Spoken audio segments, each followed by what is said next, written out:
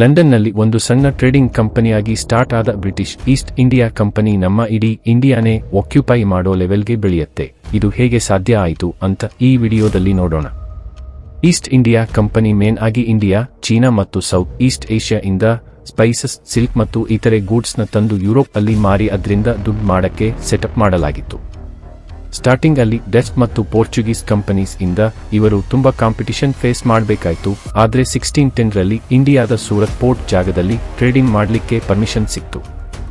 1639 ಅಲ್ಲಿ ಒಂದು small piece of land ನ ಪರ್ಚೇಸ್ ಮಾಡಿತು. ಅದೇ ಮದ್ರಾಸ್. ಮುಂದೆ ಹೋಗ್ತಾ ಈ ಪ್ಲೇಸ್ ಬ್ರಿಟಿಷ್ ಕಂಪನಿಗೆ ಒಂದು ಇಂಪಾರ್ಟೆಂಟ್ ಪೋರ್ಟ್ ಆಯಿತು.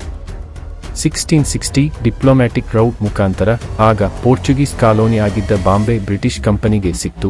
ಅಲ್ಲಿ ಒಂದು ಫೋರ್ಟ್ ಕೂಡ ಕಟ್ಟಿದ್ರು. ಹೀಗೆ ಫ್ಯಾಕ್ಟರೀಸ್ನ ಕೂಡ ಸ್ಥಾಪಿಸಲಾಯಿತು. ಇಲ್ಲಿ ನಮ್ಮ ಇಂಡಿಯನ್ಸ್ನ ಚೀಪ್ ಲೇಬರ್ ಆಗಿ ಯೂಸ್ ಮಾಡಿಕೊಂಡು ಒಳ್ಳೆ ಪ್ರಾಫಿಟ್ಸ್ ಮಾಡಿದ್ರು.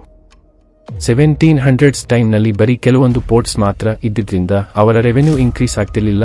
ಆಗಲೇ ರಾಬರ್ಟ್ ಕ್ಲೈವ್ ಅನ್ನೋರು ಲೈಮ್ ಲೈಟ್ಗೆ ಬರ್ತಾರೆ. ಇವರು ಬ್ರಿಟಿಷ್ ಮತ್ತು ಐರಿಷ್ ಸೋಲ್ಜರ್ಸ್ನ ಒಳಗೊಂಡ ಒಂದು ಪ್ರೈವೇಟ್ ಆರ್ಮಿನ ಮೈಂಟೈನ್ ಮಾಡುತ್ತಾರೆ. ಇದೇ ಆರ್ಮಿನ ಇಟ್ಕೊಂಡು ಬೆಂಗಾಲ್ ರೀಜನ್ನಲ್ಲಿ ನವಾಬ್ ಆಫ್ ಬೆಂಗಾಲ್ ಮೇಲೆ ಯುದ್ಧಕ್ಕೆ ಇಳಿತಾರೆ. ಆಗ ಬೆಂಗಾಲ್ನಲ್ಲಿ ಇಂಟರ್ನಲ್ ಫ್ಯಾಮಿಲಿ ಕಾನ್ಫ್ಲಿಕ್ಟ್ಸ್ ಇಂದ ಇನ್ಸ್ಟೆಬಿಲಿಟಿ ಇರುತ್ತೆ. ಬ್ಯಾಟಲ್ ಆಫ್ ಪ್ಲಾಸಿ 1757 ನಲ್ಲಿ ಒಂದು ಸಣ್ಣ ಬ್ರಿಟಿಷ್ ಆರ್ಮಿ ಸೋಫಿಸ್ಟಿಕೇಟೆಡ್ ವೆಪನ್ಸ್ ಮತ್ತು ಲೇಟೆಸ್ಟ್ ಟೆಕ್ನಾಲಜಿನ ಯೂಸ್ ಮಾಡಿಕೊಂಡು ಒಂದು ದೊಡ್ಡ ಬೆಂಗಾಲ್ ಆರ್ಮಿನ ಸೋಲ್ಸತ್ತೆ ಮತ್ತು ಕ್ಲೈವ್ಗೆ ಬೆಂಗಾಲ್ ಪ್ರೆಸಿಡೆನ್ಸಿನ ಆಕ್ಯುಪೈ ಮಾಡಲಿಕ್ಕೆ ಒಂದು ದಾರಿ ಮಾಡಿಕೊಡುತ್ತೆ. ಮುಂದೆ ಸಣ್ಣ ಸಣ್ಣ ಟೆರಿಟರೀಸ್ನ ಆಕ್ಯುಪೈ ಮಾಡ್ತಾ ಬ್ರಿಟಿಷ್ ಎಂಪೈರ್ ಬೆಳೀತಾ ಹೋಗುತ್ತೆ.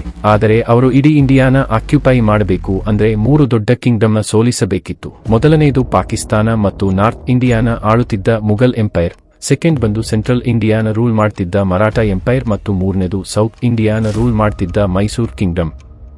ಇವರನ್ನ ಹೇಗೆ ಸೋಲಿಸಿದ್ರು ಮತ್ತು ಹೇಗೆ ಬ್ರಿಟಿಷ್ ಈಸ್ಟ್ ಇಂಡಿಯಾ ಕಂಪನಿ ಇಡೀ ಇಂಡಿಯಾನ ಆಕ್ಯುಪೈ ಮಾಡಿದ್ರು ಅಂತ ಪಾರ್ಟ್ 2 ವಿಡಿಯೋದಲ್ಲಿ ನೋಡೋಣ. ಹೀಗೆ ಇಂಟ್ರೆಸ್ಟಿಂಗ್ ವಿಡಿಯೋಸ್ನ ನೋಡಕ್ಕೆ ಸಬ್ಸ್ಕ್ರೈಬ್ ಮಾಡೋದನ್ನ ಮರಿಬೇಡಿ. ಧನ್ಯವಾದಗಳು.